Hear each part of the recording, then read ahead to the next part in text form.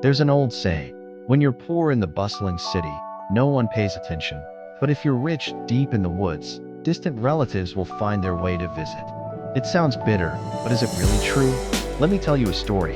Once, there was a young man named Dũng, born into a poor family, raised by a single mother who worked hard just to make ends meet. Despite all the hardship, Dũng never gave up on his dream of changing his life through education. One year, he passed the preliminary round of the civil service exam, a once-in-a-lifetime chance to turn his life around. But there was a problem. He couldn't afford the travel and living expenses to take the final exam in the city. His mother sighed and said, "Why don't you go see your uncle? Maybe he can lend you a little money." His uncle was doing well, a stable business and a comfortable home. Dũng gathered his courage and paid a visit. After explaining his situation, the uncle frowned.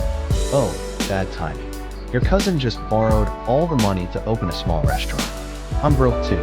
Feeling embarrassed, Dũng thanked him and stood up to leave. Just then, lunch was served. The smell of the food was mouth-watering, and Dung's stomach had been empty all day.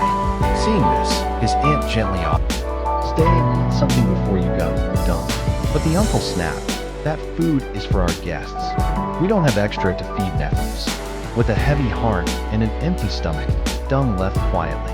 On his way home, he passed by his old classmate Hung's house. Hung noticed how pale and tired Dũng looked and quickly invited him in. After hearing the story, Hung didn't say a word.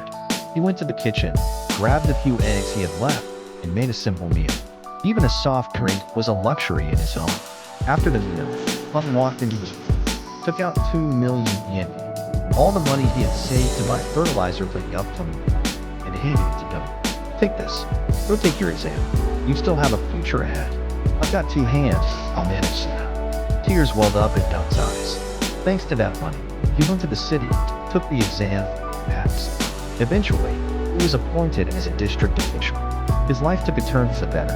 When he returned to his hometown to celebrate, the same uncle who once turned him away showed up with gifts, hoping to reconnect. But this time, Dũng refused to see him and sent the gifts back. Meanwhile, Hung, the same friend who once gave him everything he had, came with nothing but a basket of home-raised eggs. Dũng personally came out to greet him with tears in his eyes and a warm embrace. He simply said, "Silk may look nice, but it can't compare to the warmth of a kind heart when you need it most." That's life. No one stays rich forever, and no one stays poor forever. But what matters most is this: who stood by you when you had nothing?